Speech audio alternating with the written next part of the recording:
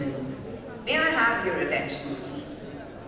It's a great pleasure and privilege to introduce our esteemed guest today, the Honorable Eknath Shinde, a respected leader known for his strong vision, dedication to public service, and unwavering commitment to the welfare of the people. He's played a significant role in the development and progress of our state. As a Deputy Chief Minister of Maharashtra, Shri Shindeji continues to work tirelessly toward empowering communities, strengthening the cooperative sector, and promoting inclusive and sustainable growth. We are truly honored by his gracious presence with us today here at IRAC Expo 2026. We're looking forward to his valuable guidance and inspiring words. Ladies and gentlemen, as he now proceeds towards the main stage, may I request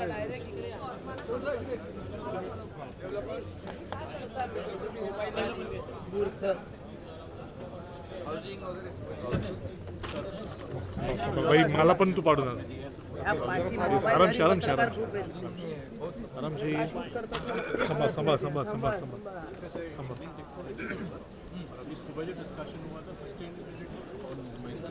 मागे मागे मागे मागे थोडंसं मागे थोडंसं मागे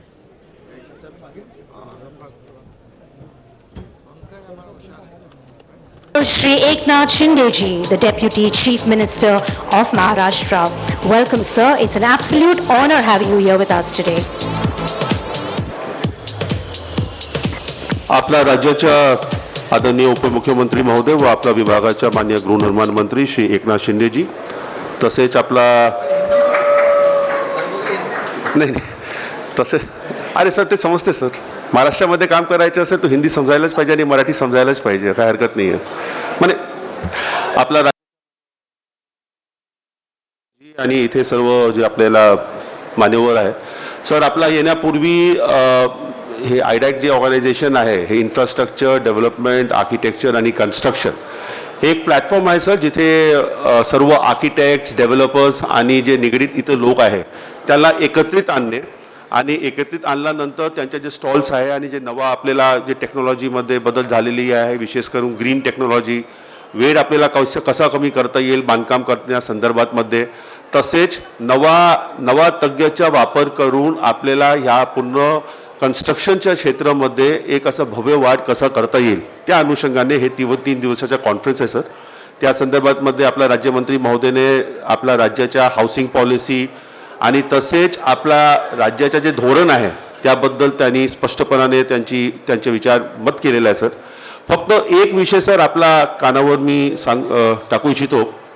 आजच्या जे panel discussion झालं सर, तो पॅनल डिस्कशनमध्ये सस्टेनेबिलिटी, इन्क्लुझिव्हिटी आणि जे आहे ज्याला आपण म्हणतोय की ह्याला आपल्याला एक्सपॅन्डेबिलिटी इन द सेन्स की आणखी घटकला कसा आपल्याला समाविष्ट करता येईल, तो त्यामध्ये प्रामुख्याने हाफिज कॉन्ट्रॅक्टर इथे होता सर आणि इतर लोक होतात. त्यांनी अतिशय काय म्हणतात काही शब्दाच्या मिन्सिंग न करताना एकदम कडक शब्दामध्ये त्यांनी 2-4 त्यांच्या व्यथा मांडलेला आहे, जे मी आपल्या नजरेस आणू इच्छितो. एक त्यांचा मुद्दा असा आहे सर बाकी लोकांच्या की पर्यावरणच्या जे आपल्याला क्लिअरन्स भेटते ते बरेचदा पर्यावरणची समिती नसते किंवा त्या पर्यावरणच्या क्लिअरन्स भेटण्यामध्ये भरपूर विलंब लागतात, कारण काही पण असेल. तो त्या संदर्भातमध्ये त्यांची एक अशी विनंती आहे की राज्य शासनाने ह्या संदर्भातमध्ये त्यांच्या स्तरावर आणि तसेच केंद्रीय स्तरावर जे काही पर्यावरणशी निगडीत मुद्दा आहे जेणेकरून थोडा फास्ट ट्रॅक क्लिअरन्स होऊ शकतात, ते एक पहिला मुद्दा होता सर. सर दुसरा जे मुद्दा आहे की एकतर्फे मुंबईमध्ये 2 लाख रुपये स्क्वेअर फीट प्रमाणे पण तर हाय कॉस्टली बिल्डिंग किंवा फ्लॅट गेला विकायला भरपूर लोक घेतात. तो म्हणे यावर आपला राज्यमंत्रीने बरोबर उत्तर दिला की 2 लाखच्या तरी तुम्ही दर म्हणत असेल तो 2.5 लाखमध्ये पण घेणारा लोक भरपूर आहे, हाय सेगमेंट. पण अफोर्डेबल हाऊसिंग ज्यामध्ये विशेष करून आपण इकॉनॉमिकली वीकर सेक्शन आणि LIG, तो या संदर्भातमध्ये किमती कमी करण्यासाठी तो जे एक आपल्याला प्रीमियम असो, डेव्हलपमेंट चार्जेस असो किंवा GST असतील किंवा स्टॅम्प ड्युटी असतील, तो सर्वची भावना अशा आहे सर की आपल्यासारखे अतिशय उपक्रमी आणि जे काय धाडसी निर्णय घेणारा आपण उपमुख्यमंत्री आहे सर, पूर्वी आपण मुख्यमंत्री होता सर, याची पूर्ण कल्पना आपल्याला आहे. तो एक अपेक्षा सर्व करून आहे की या संदर्भात मध्ये जे काही अफोर्डेबल हाऊसिंगसाठी काही ह्या अनुषंगाने आपल्याला काही सवलती देता येईल का, जेणेकरून प्राइस त्याची कमी व्हावे. ते करत असताना सर मी या विषयाबद्दल ज्यावेळी आपल्याशी आणि मुख्यमंत्री महोदय सोबत चर्चा झाली होती, तो शासनाच्या जे एक अपेक्षा आहे की हे कमी केल्यानंतर प्रत्यक्ष जे खरेदी करणारा माणसं आहेत त्यांना ह्याच्या फायदे कसे भेटणार, पण आपण तो 20% रिडक्शन केला तो त्यांच्या हे कसं भेटेल हे एक दुसरा विषय होता सर. आणि तिसरं जे एक विषय आहे सर की ते आहे की सर्व जे आपला ऑर्गनायझेशन्स आहे ज्यांच्या वेगळं वेगळं परवानगी लागते ते सर्व परवानगीच्या संदर्भात मध्ये एक वन विंडो किंवा एक टाइम बाउंड परमिशनची संदर्भात मध्ये काय करता येईल, हे 3 प्रमुख मुद्दा सर आजच्या या पॅनल डिस्कशन आणि यामध्ये आलेला आहे. आज आपण स्वतः इथे असल्यामुळे माझापेक्षा या पूर्ण हाऊसिंग क्षेत्राच्या आणि पॉलिसी संदर्भात मध्ये मुख्यमंत्री म्हणून आणि आज सध्या उपमुख्यमंत्री म्हणून आपल्याला पूर्ण ज्ञात आहे. क्लस्टरबद्दल सर मी थोडा कल्पना दिलेला आहे. ठाणेमध्ये आपण क्लस्टर जे आपण सुरुवात केलेला त्याबद्दल आपण बोलणारच आहे. तर एवढंच आपल्याला आतापर्यंत झालेल्या घडामोडीची एक पार्श्वभूमी दिल्यानंतर मी आपणास विनंती करतो आहे की आपण आपला मनोगत आणि आपला भाषण आपण सर्व करावे सर. Thank you sir.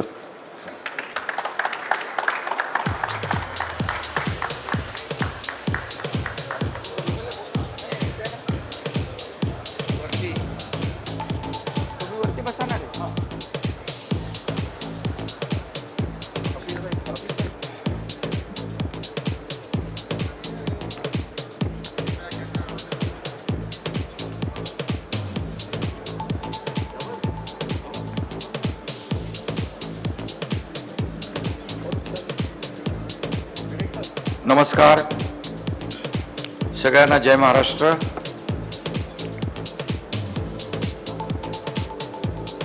आयडियाक एक्सपोसाठी देशभरातून आलेल्या सर्वांचं मुंबईमध्ये महाराष्ट्राच्या भूमीवर मी मनापासून स्वागत करतो आणि आज सगळ्यांचं स्वागत करतो. मला पंकजने सांगितलं मुंबईतले भरपूर लोक आहेत, देशभरातूनही लोक आलेली आहेत. सब जगह से आहे ना ऑफिस भाई, आणि म्हणून पंकज भोयर इकडे आहेत, संजू जयस्वाल आहेत, सतीश कुमार, अमित सिन्हा, सगळ्यात चांगले आर्किटेक्ट, हाफिज कॉन्ट्रॅक्टर, श्री डेबेन मुझा,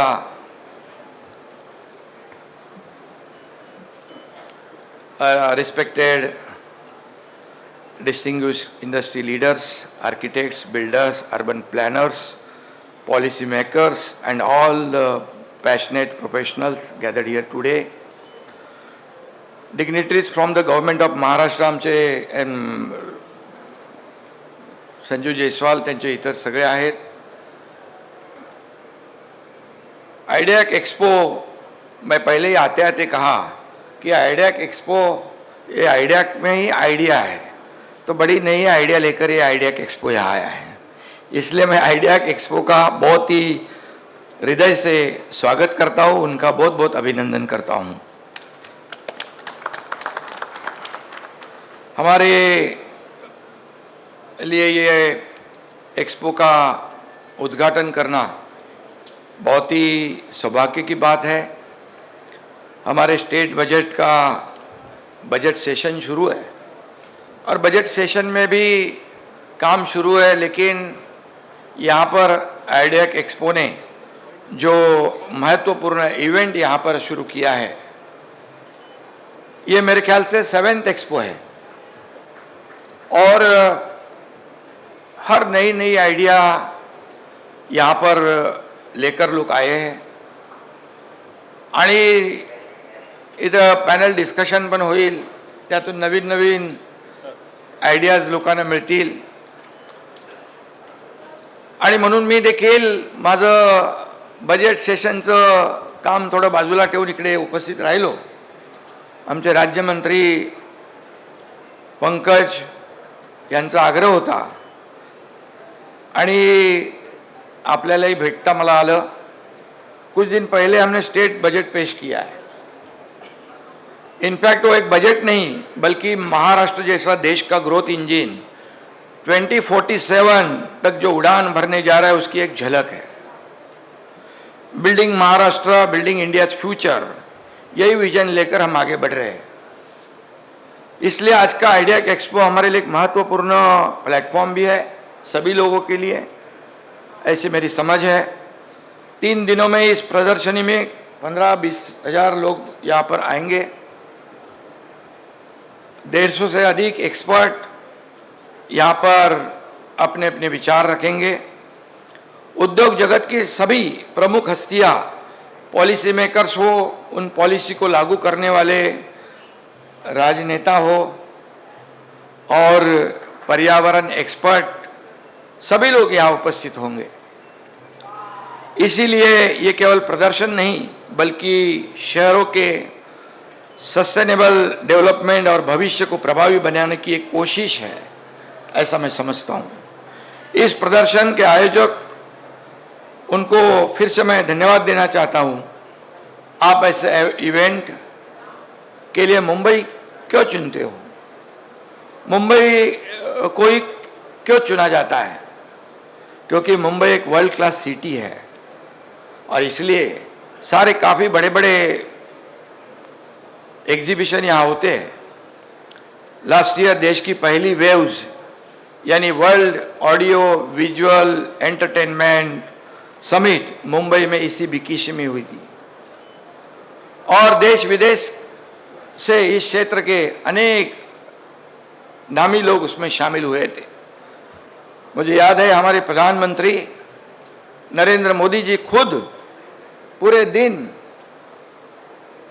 इस समिट में उपस्थित थे। आज जहां हम उपस्थित है वो बीकेसी का टॉप कमर्शियल हब होने जा रहा है। कुछ महीने पहले बीकेसी के 2 प्लॉट दुनिया के 2 बहुत बड़े नामी जापानीज इन्वेस्टर्स ने लिया है। 15,000 से ज़्यादा जॉब क्रिएट हो जाएंगे, युवाओं को मिलेंगे और करोड़ों डॉलर्स का इन्वेस्टमेंट भी होगा। ऐसी ये बीकेसी है। महाराष्ट्र आज इन्वेस्टर को अट्रैक्ट करने और रोजगार निर्माण करने के मामले में बहुत ही उल्लेखनीय प्रगति कर रही है। राज्य सरकार ने कई इंडस्ट्रियल पॉलिसी लागू की है। अभी संजीव जायसवाल जी ने कुछ उसमें से कहा था। इलेक्ट्रिक व्हीकल पॉलिसी है, डेटा सेंटर पॉलिसी है, लॉजिस्टिक पॉलिसी है, सेमीकंडक्टर और हाईटेक मैन्युफैक्चरिंग के लिए हम प्रमोशन कर रहे हैं। अभी जनवरी में हमारे चीफ मिनिस्टर देवेंद्र जी दावोस गए थे। उनके साथ हमारे इंडस्ट्री मिनिस्टर उदय सामंत जी गए थे। 30 लाख करोड़ के एमओयू साइन हुए। ये बहुत बड़ी अचीवमेंट है। जब मैं चीफ मिनिस्टर था तब दावोस गया था 2 बार, लगभग 15 लाख करोड़ के एमओयू साइन हुए थे। लेकिन इसमें से लाखों जॉब क्रिएट हो जाएंगे। इन्वेस्टमेंट का ये सिलसिला जो है 2022 से शुरू हुआ है और हम सिर्फ एमओयू कागज पर नहीं करते। इसका कन्वर्जन रेट जो है 75% से ज़्यादा है। इसकी मुझे खुशी है क्योंकि जो इन्वेस्टर आता है, इंडस्ट्री लगाता है, उसको यहाँ का वातावरण भी, यहाँ की फैसिलिटी भी, यहाँ से सब सहूलियत भी मिलनी चाहिए। हमने उसके लिए सिंगल विंडो क्लियरेंस भी शुरू कर दिया और इसलिए इसका कन्वर्जन 70% से ज़्यादा है। इसके अलावा 2025 में महाराष्ट्र के भीतर लगभग 53 इम्पोर्टेंट एमओयू साइन हुए, जिनसे करीब 2.96 करोड़ का निवेश आएगा और लगभग 3 लाख नए रोजगार पैदा होंगे। ये भी महाराष्ट्र के लिए बड़ी बात है, युवाओं के लिए बड़ी बात है। यह उपलब्धियां केवल आंकड़े नहीं है। आज हम अपनी वैश्विक नेतृत्व की भूमिका को और मजबूत कर रहे हैं।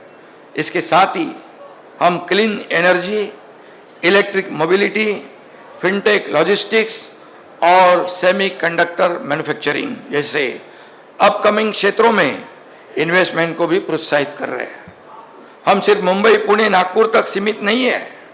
मुंबई, पुणे, नासिक, संभाजी नगर इंडस्ट्रियल कॉरिडोर, नागपुर वर्धा क्षेत्र में भी लॉजिस्टिक हब और कोकन रीजन में पोर्ट बेस इंडस्ट्री शुरू हो रही है। गढ़चिरौली का नाम आपने सुना होगा। गढ़चिरौली बहुत ही पिछड़ा डिस्ट्रिक्ट है, नक्सलाइट एरिया है।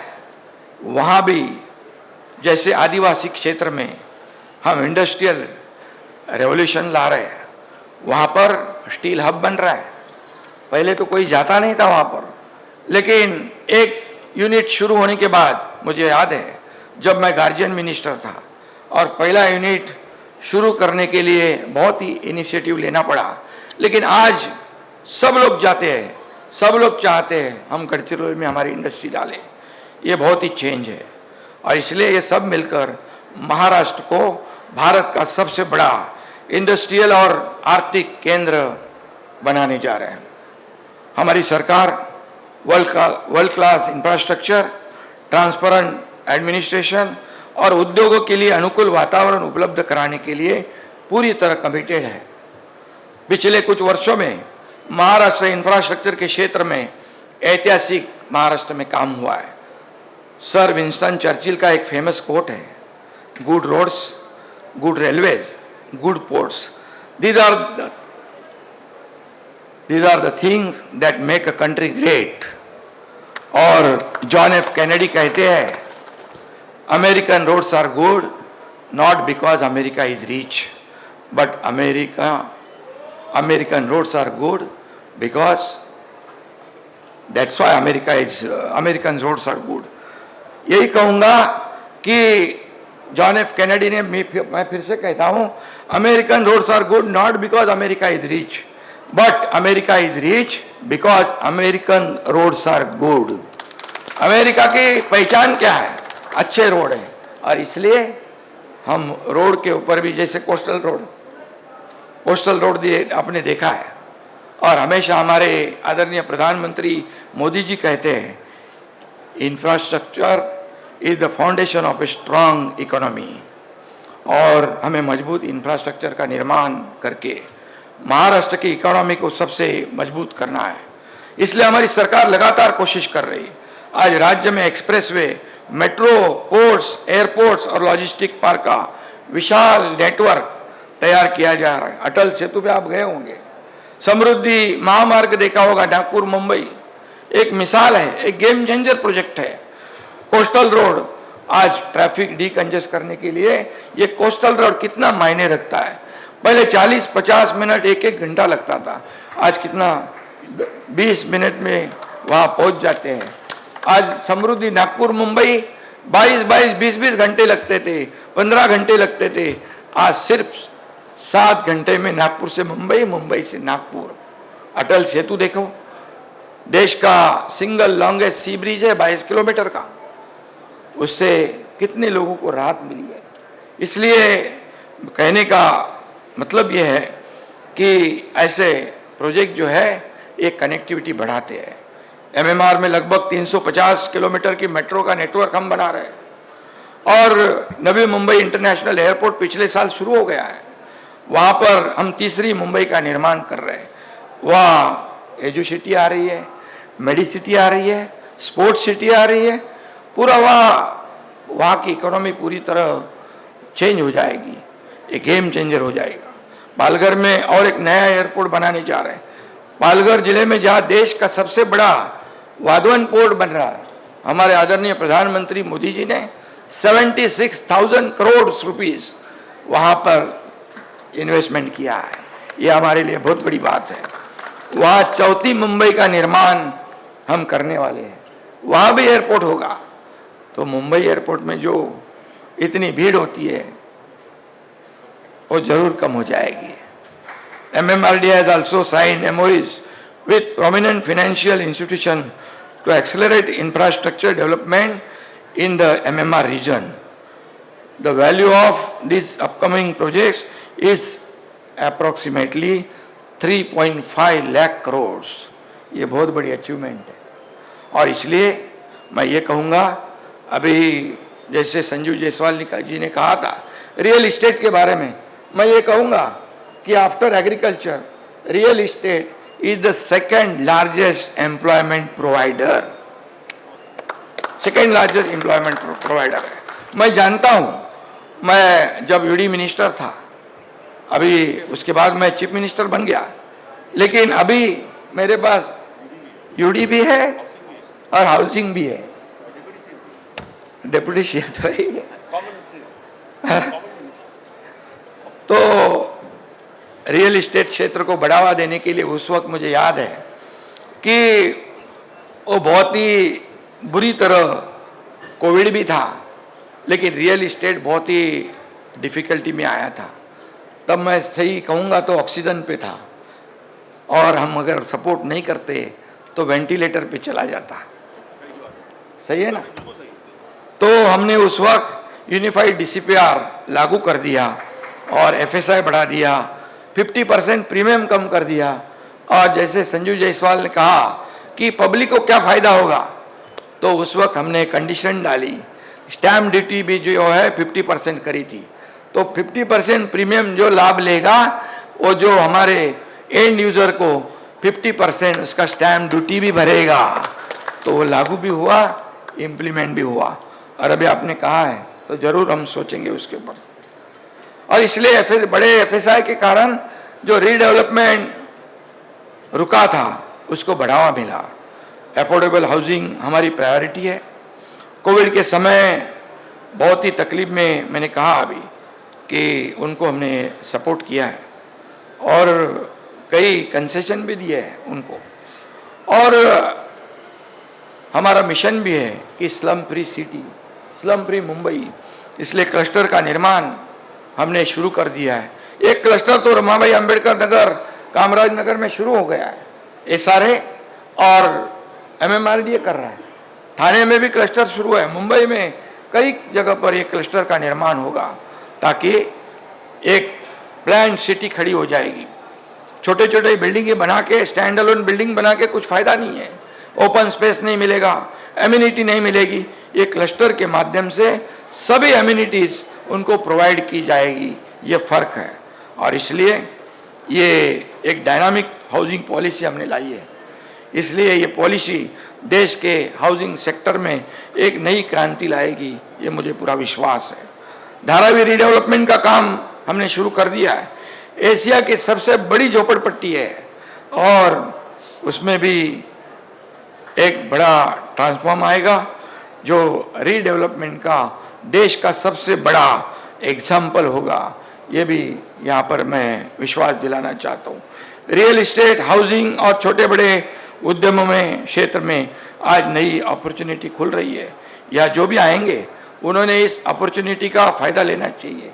यहाँ पर हमारे राज्य के साथ हाथ में हाथ डालकर आगे बढ़ना चाहिए। हजारों लोगों के लिए आर्थिक अवसर निर्माण हो रहे हैं। सरकार चाहती है कि हर परिवार को अपना घर हो। आदरणीय प्रधानमंत्री जी भी कहते हैं housing for all, housing for all, सबके लिए घर। हमारे आदरणीय बाला साहब ठाकरे जी का भी सपना था 40 लाख लोगों को घर। आप इसको मालूम है, हाफिज भाई को? तो उसके लिए ये जो जितने भी ये सारे प्रोजेक्ट है उसको हम आगे बढ़ा रहे हैं, उसको बढ़ावा दे रहे हैं, ताकि लाखों लोगों को मुंबई में घर मिलेंगे, उनका जीवन पद्धति बदल जाएगी। इसके लिए सरकार पूरी तरह कोशिश कर रही है, और एक क्लस्टर के माध्यम से होगा। आज हमारे बीच कई आर्किटेक्ट उपस्थित हैं। शहर एक केवल इमारतों, सड़कों या पुलों का संग्रह नहीं है। शहर लोगों का जीवन, उनकी संस्कृति, उनकी आशाएं और उनका भविष्य है। We shape our buildings, thereafter they shape us. ये तो हमें करना है, क्योंकि हमें भी कुछ योगदान देना पड़ेगा। आर्किटेक्चरल डिज़ाइन नहीं करते, वे शहरों को व्यक्तित्व, कार्यक्षमता और रहने योग्यता तय करते हैं। इसलिए आर्किटेक्ट भी बहुत मायने रखते हैं। आज बड़ी तेजी से अर्बनाइजेशन हो रहा है। सरकार विकास के लिए नीतियाँ प्रदान कर सकती है, लेकिन उद्योग क्षेत्र को रचनात्मक, गुणवत्ता, जिम्मेदारी के साथ काम करना होगा। हमारा लक्ष्य सिर्फ विकास नहीं है, बल्कि सस्टेनेबल और एनवायरनमेंट फ्रेंडली विकास हम चाहते हैं। आपका भी वही विषय है, और इसलिए हमने ग्रीन टीडीआर देने का भी निर्णय लिया है। पिछले विंटर सेशन में क्या, ताकि हमारी सरकार प्रो डेवलपमेंट और प्रो एनवायरनमेंट है। हमारे प्रधानमंत्री नरेंद्र मोदी जी ने कहा था, if we want the process of development to be sustainable we have to work with the environment. ये जरूरी है, एनवायरनमेंट भी चाहिए। हमें डेवलपमेंट के साथ एनवायरनमेंट का भी ख्याल रखना चाहिए। मैं आपको एक एग्जांपल देता हूँ। अटल सेतु जब हम बना रहे थे, कई एनजीओ ने कहा कि वहाँ के फ्लेमिंगो भाग जाएंगे। तभी मैं उसी डिपार्टमेंट का मिनिस्टर था। मैंने हमारे अधिकारियों को कहा कि यहाँ से फ्लेमिंगो नहीं जाना चाहिए, ऐसा काम करो, यहाँ जो भी टेक्नोलॉजी लाना है वो लाओ। तो उन्होंने वो करके दिखाया। हमने वहाँ रिवर सर्कुलेशन ड्रिल का इस्तेमाल किया, वहाँ नॉइज बैरियर लगा दिए। वही एनजीओ ने कहा अपने रिपोर्ट में, ये पूरा अटल सेतु कंप्लीट होने के बाद एनजीओ कम नहीं हुए, फ्लेमिंगो कम नहीं हुए, फ्लेमिंगो बढ़ गए। ये बड़ी अचीवमेंट है। इसलिए हम ऐसे शहरों को, बुनियादी ढांचे को निर्माण करना चाहते हैं और पर्यावरण पूरक, आधुनिक और नागरिकों के जीवन को आसान बनाएंगे। इस दिशा में आर्किटेक्ट, इंजीनियर्स, डेवलपर्स और पॉलिसी मेकर्स की भूमिका बहुत ही महत्वपूर्ण है। हम अभी तक मेक इन इंडिया के बारे में सोच रहे हैं, लेकिन अभी हमें मेक फॉर वर्ल्ड के बारे में सोचना होगा और इसीलिए ऐसे मंच की आवश्यकता है। आईडेक जैसे मंच पर सरकार और उद्योग को साथ लाने का काम करते हैं। हमारा उद्देश्य महाराष्ट्र राज्य को भारत के आर्थिक भविष्य में छलांग लगाने का लॉन्च पैड बनाना है और इसी दिशा में हम काम कर रहे हैं। जैसा कि आप जानते हैं, महाराष्ट्र देश का ग्रोथ इंजन है। महाराष्ट्र इन्वेस्टर्स के लिए लगातार पसंद दे रहे हैं क्योंकि महाराष्ट्र इंडस्ट्री फ्रेंडली स्टेट बन चुका है। साल दर साल हमारा एफडीआई में भी हम नंबर 1 है। World class infrastructure, skill man power और मजबूत सरकार महाराष्ट्र में है, इसलिए ये आगे हम बढ़ रहे हैं। डिसीजन फटाफट लेना जरूरी है। No reason, on the spot decision लेने वाला सरकार हमारा है और इसीलिए ये राज्य की प्रगति हो रही है। कोस्टल बन गया, अटल सेतु बन गया, समृद्धि बन रहा है, मेट्रो का काम बहुत तेजी से चल रहा है और देश का जीडीपी, महाराष्ट्र का योगदान लगभग 14% है। देश का 30% एफडीआई अकेले महाराष्ट्र में आया है। आप विश्वास नहीं करेंगे, लेकिन महाराष्ट्र की इकोनॉमी पूरी दुनिया के 35 देशों से ज्यादा बड़ी है और एमएसएमई क्षेत्र में भी हमारा कंट्रीब्यूशन 14% है। औद्योगिक उत्पादन में 21 लाख करोड़ का पल्ला हमने पार कर दिया है। फार्मा हो, इंजीनियरिंग हो, ऑटोमोबाइल हो, टेक्सटाइल हो, हर क्षेत्र में महाराष्ट्र नंबर 1 है और इसलिए service industry, IT, finance, logistics और टूरिज्म में महाराष्ट्र नंबर 1 है। 2 साल में महाराष्ट्र की एक्सपोर्ट हमें दुगनी करनी है, यह हमारा लक्ष्य है। और मैं इतना ही कहूँगा, और state is an integral part of honourable PM vision of A $5 trillion economy. उसमें हमारा योगदान $1 ट्रिलियन का है। लेकिन नीति आयोग ने कहा था सिर्फ मुंबई और एमएमआर में ही आपका $1 ट्रिलियन नहीं, $1.5 ट्रिलियन का पोटेंशियल सिर्फ मुंबई और एमएमआर में है। इतना बड़ा पोटेंशियल है उन्होंने कही और इसलिए ऐसे एक्सपो काम आएंगे। और इसलिए मैं जाते जाते इतना ही कहूँगा कि जिस दिन चल पड़े हैं हम, संजू जी, जयसवाल जी, जिस दिन चल पड़े हम मंजिल पे नजर है, जिस दिन चल पड़े हम मंजिल पे नजर है। इन आंखों ने कभी मील का पत्थर नहीं देखा, इन आंखों ने कभी मील का पत्थर नहीं देखा। महाराष्ट्र सरकार सभी प्रकार के विकास के लिए कटिबद्ध है, प्रतिबद्ध है। हम सभी इस विकास रथ के पहिए बनकर काम करेंगे और इसे गति प्रदान करेंगे। मुझे विश्वास है कि ये आईडेक एक्सपो 2026 नई विजन, नई टेक्नोलॉजी और नए सहयोग के अवसर पैदा करेगा। और इसलिए मैंने कहा था कि नाम में ही आईडेक है, तो नई नई आइडिया लेकर आप आते हो और इसलिए ये मुंबई महाराष्ट्र को आगे बढ़ाने में हम साथ साथ मिलकर आगे बढ़ाएंगे। इतना ही मैं कहूँगा, ये आपका आयोजन जो है एक्सपो का वो सफल हो जाए, यशस्वी हो जाए, ऐसी कामना करता हूँ और सभी लोगों को फिर एक बार बहुत बहुत धन्यवाद देता हूँ। जय हिंद, जय महाराष्ट्र।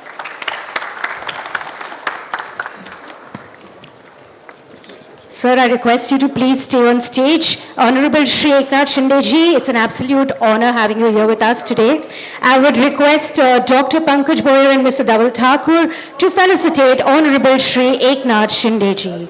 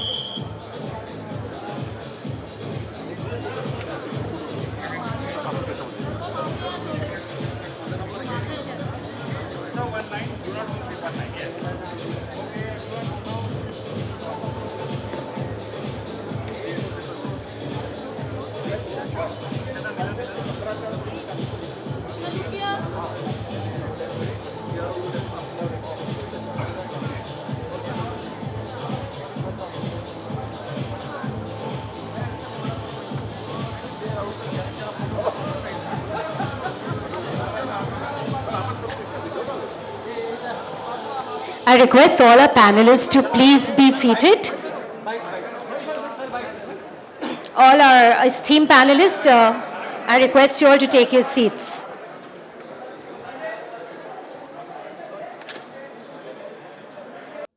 विधान भवनातलं काम सुरळीतपणे सुरू आहे। सर, मुंबई को वर्ल्ड क्लास सिटी बनाने के लिए कितना इन्वेस्टमेंट लगेगा सर? हिंदी में जानना चाहेंगे, जो थ्रेट आया है विधान भवन में, अभी क्या इंतजाम है? ये वो धमकी भरा बोगस है, बोगस था। नका तुम्ही मोडू नका, तुम्ही मोडू नका. विधान भवन पूरी तरह सुरक्षित है और विधान भवन का कामकाज पूरी तरह गॅसच्या तुटवड्याने मोठ्या प्रमाणात फटका जो आहे तो बसू लागलेला आहे. आता मंत्रालय पालिकेतलेही कॅन्टीन बंद पडू लागले, खानावळही बंद पडू लागले. बघा, ह्याच्यामध्ये केंद्र सरकार अतिशय बारकाईने गांभीर्याने लक्ष देऊन आहे. आदरणीय देशाचे प्रधानमंत्री आणि सर्वजण केंद्र सरकार पूर्णपणे यावर बारकाईने गांभीर्याने लक्ष ठेवून आहे. तुटवडा होणार नाही याची काळजी घेत आहेत. पण काही लोक अफवा पसरवत आहेत. अफवांवर विश्वास ठेवू नका.